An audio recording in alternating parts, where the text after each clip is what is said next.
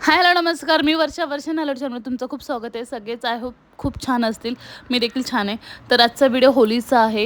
Editing झालेला पण डाउनलोडला थोडंसं टेक्निकल इश्यू येत होता म्हणून मी डाउनलोड नाही केला. तर होली होती म्हणून पुरणपोळ्याचा बेत होता. तर चला पाहूया पुढीलप्रमाणे. तर व्हिडिओ काढायला कोण नव्हतं म्हणून मी स्टँडला मोबाईल लावून डायरेक्टली व्हिडिओ घेत होते. तर इथे काही जण नाही का आपले गव्हाचा जो पीठ असतो त्याचे पण पुरणपोळ्या करतात आणि सिरियसली त्या पुरणपोळ्या खूप दुसऱ्या दिवशीपर्यंत खूप सॉफ्ट राहतात. आणि मैद्याच्या पुरणपोळ्या राहतातच पण दुसऱ्या दिवशी थोड्याशा वातड होतात कारण की मैदा असतो तो. पण दोन्ही पुरणपोळ्या छान होतात. पण जर मला पर्सनली विचाराल तर मला गव्हाच्या पिठाच्या आवडतात.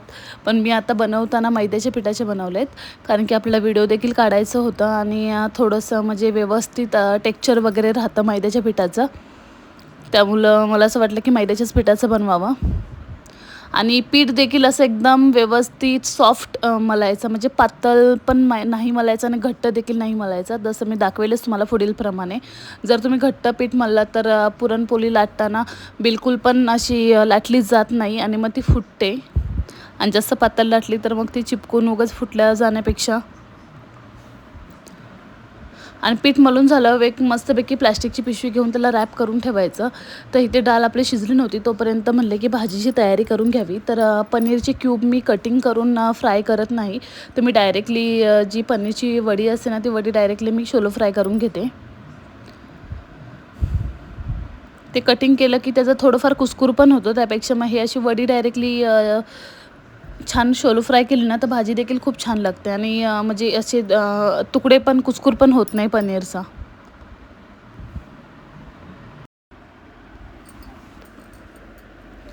तर इथे पनीर कटिंग करून घेतलं मी कारण की नंतर थंड झालं तर ते कुस्करण्याची शक्यता असू शकते म्हणून गरम आहे तोपर्यंतच कटिंग करून घेतलं कारण की गरम आहे तोपर्यंत ते सॉफ्ट असतं. तर इथे तोपर्यंत म्हणले की डाळ शिजत ठेवली आहे तोपर्यंत आपण भाजी करून घेऊया. तर भाजीची काही रेसिपी वगैरे टाकत नाही आहे पण बनवताना व्हिडिओ शूट केला आहे म्हणून मग व्हिडिओ टाकते आहे.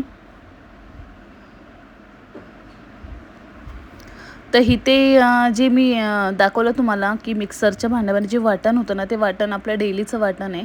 त्याच्यामध्ये मी काही एक्स्ट्रा टाकलेलं नाही आहे.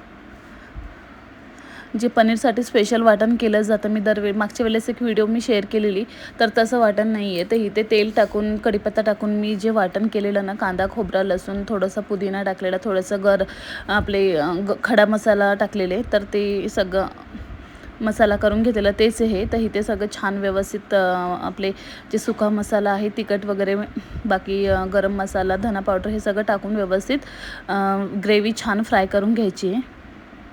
त्याच्यानंतर मग आपले पनीर जे शोलो फ्राय केलेले ते आपल्या ग्रेव्हीमध्ये टाकून घ्यायचं आहे. खूप सुंदर असे मसाल्यात भाजी झालेली. सिरियसली फक्त मी एकच सुहानाचा थोडासा अर्धा मसाला टाकलेला बाकी नव्हतं काहीच टाकलं. तेही मी नसतं टाकलं पण म्हटलं की थोडं टेस्ट येण्यासाठी.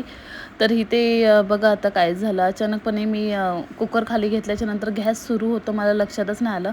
तर मी जी पीठ मळलेली परत होती ना ते गॅसवर ठेवल्यानंतर थोडं धूर आलं म्हणजे लवकर बघितलं म्हणून नशीब झालं नाहीतर कदाचित ती पिशवी तेवली असती. तर इथं आमटीची तयारी आहे. तर कटाची आमटी म्हणून तर इथे पण मी जो आपण वाटण केलेला ना कोथिंबीर वगैरे कढीपत्ता टाकून कांदा खोबरं पुदिना थोडंसं तोच वाटण मी एक चमचा इथे टाकलेला जास्त नाही. बाकी आपण डाळीचं पाणी काढलेलं तर इथं डाळीचं पाणी जो आपण काढलेलं ते टाकायचं. बाकी एक्स्ट्रा मी काहीच टाकलं नव्हतं की डाळ वगैरे किंवा जास्त हे कारण की फक्त डाळीचं पाणी जेव्हा आपण काढताना ते जेव्हा टाकलं जातं ना तर खरंच आमटी खूप टेस्टी होते. तर इथे आता मी पुरणाच्या सारणाची तयारी करते तोपर्यंत गूळ म्हणले बारीक करून घ्यावा. आणि गूळ तुम्ही कोणताही यूज करू शकता. तर मी हा थोडा चिक्कीचा गूळ आणलेला तर म्हणजे होता माझ्याकडं तोच मी घेतला. ह्याच्याऐवजी थोडासा पांढरा कलरचा गूळ देखील असतो तो देखील छान असतो. ते इथे वेलची पावडर वगैरे टाकून घेतले मी. तर इथे हा बघा असं पातळ पीठ छान झालं पाहिजे. हे बघा दाखवते मी तुम्हाला. हे बघा असं छान एकदम सॉफ्ट असं पातळ पीठ झालेलं पाहिजे. तर व्यवस्थित आपण जे पुरण भरून आपण जी व्यवस्थित बंद करून वरनं ते व्यवस्थित चिपकलं जातं, नाहीतर मग ते चिपकलं जाणार नाही आणि पुरणपोळी फुटण्याची शक्यता असू शकते. हे बघा ह्या प्रकारे व्यवस्थित छान वरनं रॅप करून घ्यायचे, बंद करून घ्यायचं आहे. हे बघा आणि आपला पीठ जो मैद्याचा आहे तो थोडा पातळ असल्यामुळे चिकटण्याची शक्यता असू शकते. त्यापेक्षा मग थोडंसं नाही का तूप लावून ते एका प्लेटमध्ये ठेवू शकता किंवा पीठ टाकून पण ठेवू शकता. तर अशा प्रकारे मी सगळे गोळे करून घेतलेत पुरण भरून. छानपैकी ह्या प्रकारे पीठ मळून घ्यायचं आणि व्यवस्थित हे केलं ना बिलकुल पण पुरणपोळी फुटत नाही. व्यवस्थित छान हलक्या हाताने लाटून घ्यायचं.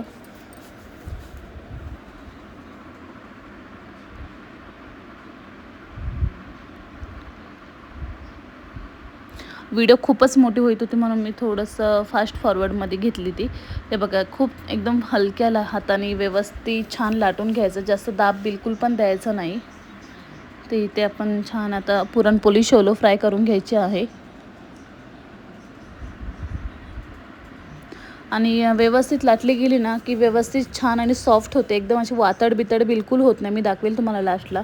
खूप छान आणि एकदम एकदम सॉफ्ट झालेल्या पुरणपोळ्या. आणि थोडंसं पीठ मळताना अर्धा चमचा हळद टाकली ना तर व्यवस्थित कलर येतो, नाहीतर मग एकदम पांढरा पांढरा दिसतात. तर पाहू शकता तुम्ही एकदम छान अशा सॉफ्ट अशा गरम गरम पुरणपोळ्या मस्तपैकी वास सुटलेला घरात खमंग असा तुपाचा वास सुटलेला पूर्ण घरामध्ये. आणि माझ्याच घरामध्ये रे होळीच्या दिवशी सगळ्यांच्या घरातनं असा पुरणपोळीचा खमंग वास सुटलेला. तेव्हा कुठेतरी वाटत होतं की हां आज कुठला तरी सण आहे. तर सगळं झाल्याच्यानंतर हा जो पसारा असतो तो पसारा आवरण्यात माझा हा आता टाईम जातो. तर चला आता एवढं केलं आहे ते एवढंही करून टाकू. तर पहिलं सगळं व्यवस्थित प्रकारे मी छानपैकी आवरून घेतलं. त्याच्यानंतर व्यवस्थित भांडी वगैरे घासली आणि मग नैवेद्याची तयारी केली. नैवेद्य भरला. तर इथे नैवेद्य भरला तर नैवेद्याला मी करंजा, भाजी, पुरणपोळी आणि भात आणि पाणी आपलं देवाला दाखवलं.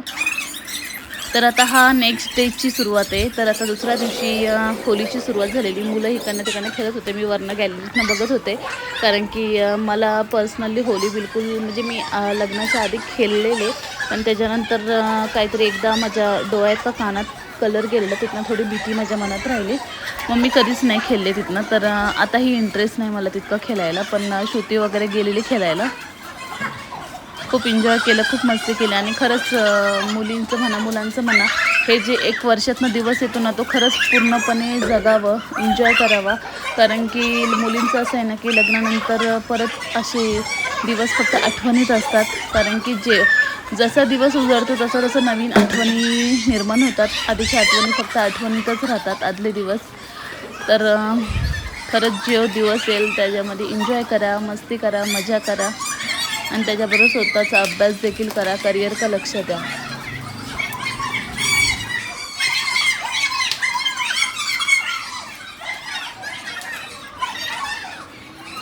कोण कोण रंगपंचमीला खेळतात, तर आमच्या गावी रंगपंचमीला एन्जॉय करतात गावी. म्हणजे होळीला आमच्याकडं होळी पेटवतात. धुलीवंदनला आमच्याकडं पालखी वगैरे फिरली जाते. तर आपण शहरामध्ये धुलीवंदनलाच म्हणजे एन्जॉय करतो होळीला. तर तसं नाही, गावाला रंगपंचमीला खूप एन्जॉय केला जातो. खूप म्हणजे असं मला असं वाटतं की आज मी व्हिडिओ टाकते. आज जरी अपलोड झाला आहे ना व्हिडिओ, तर आज मला असं वाटतं 19 तारीख आहे. आज रंगपंचमी आहे. तर आजच व्हिडिओ अपलोड झाला. तर आजच रंगपंचमी. तर गावाला आज धुमाकूल असेल, खूप मस्ती मजा. पूर्ण गावाला रोडवरती गाड्या वगैरे अडकून लोकांना बाहेर वडून ताणून काढून कलर लावतात. म्हणजे हितपत एन्जॉय करतात सगळेजणं. तर शहरात तसं नाही. शहरात होळीला एन्जॉय केलं जातं, धुलीवंदनला सॉरी. तर चला पाहूया पुढील प्रमाणे पोरं कशी खेळतात. कारण की इथे मोठी पण खेळत होती, पण मी ती व्हिडिओ नाही काढली. फक्त लहान मुलं जी एन्जॉय करत होती तेच मी थोडंसं कॅप्चर करण्याचा प्रयत्न केला.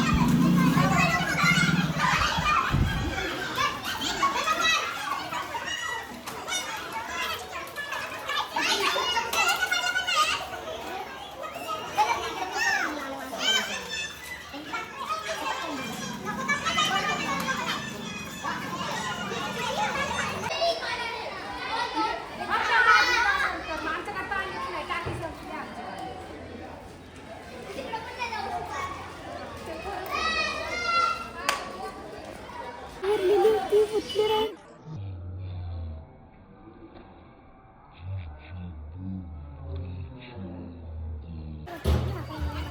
के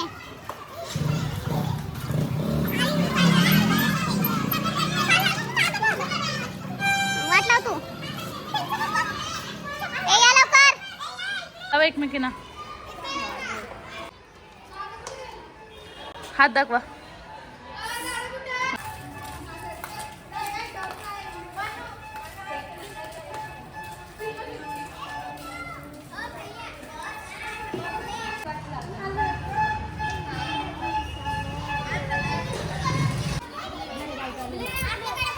प्लीज इकडे बघा. इथं बघायलाच येत नाही. बस बस नको नको शाऊदा स्कूल आहे. नाही मी आंघोळ करून मला कलर मला कलरच नाही आवडत पहिल्यापासून. मी कधीच खेळत नाही कलर लग्नाच्या आधी पण.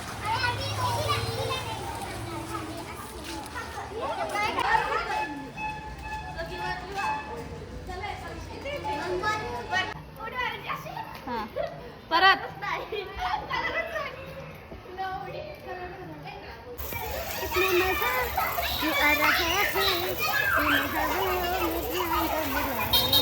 ए जाऊ दे ना.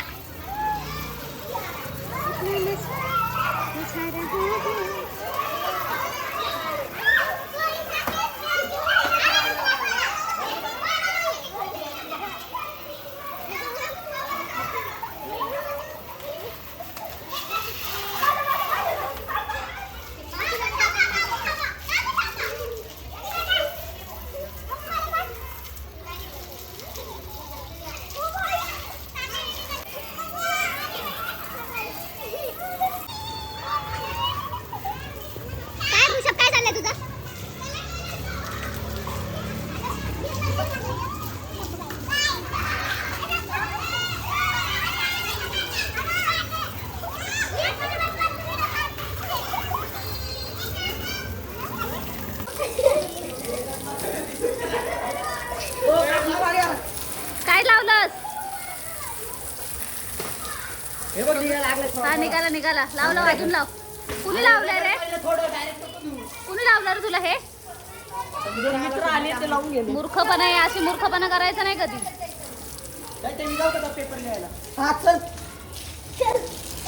तर इथे जो रेड टी शर्ट वाला मुलगा दिसतोय ना तो आता 10 म्हणजे 10वीला आहे आणि त्याला त्याची एक्झाम होती वाटते उद्याचा काहीतरी पेपर आणि त्याला कुणीतरी ऑइल पेंट चेहऱ्याला लावला.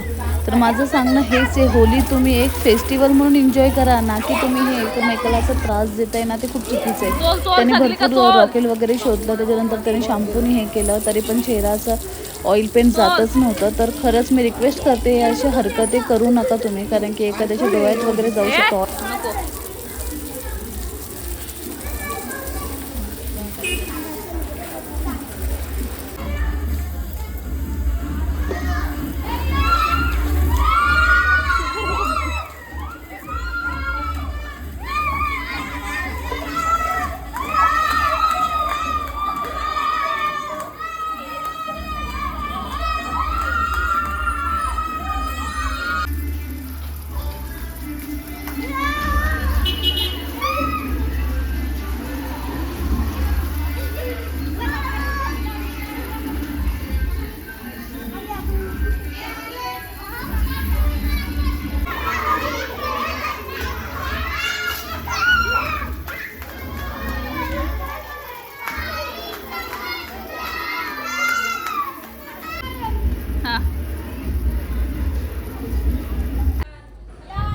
मी आर्यनला खेळायला पाठवलं नव्हतं, पण लास्टला तो आला बाहेर. पण आता सगळीजण अशी कलरफुल झालेत ना, तर आर्यन असं दिसतो की सगळे कलरफुल दगड आहेत आणि त्याच्यामध्ये एकच व्हाईट कलरचा असा ब्राईट दगड आहे ना, तसा तो दिसून येतोय.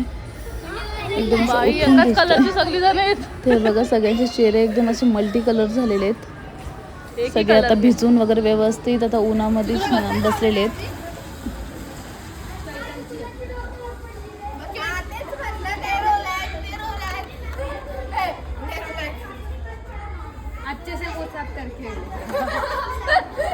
तर व्हिडिओ कसा वाटला नक्की सांगा आणि लाईक करा, शेअर करा, कमेंट करा, सबस्क्राईब करायला विसरू नका. असंच नवीन व्हिडिओमध्ये भेटू परत.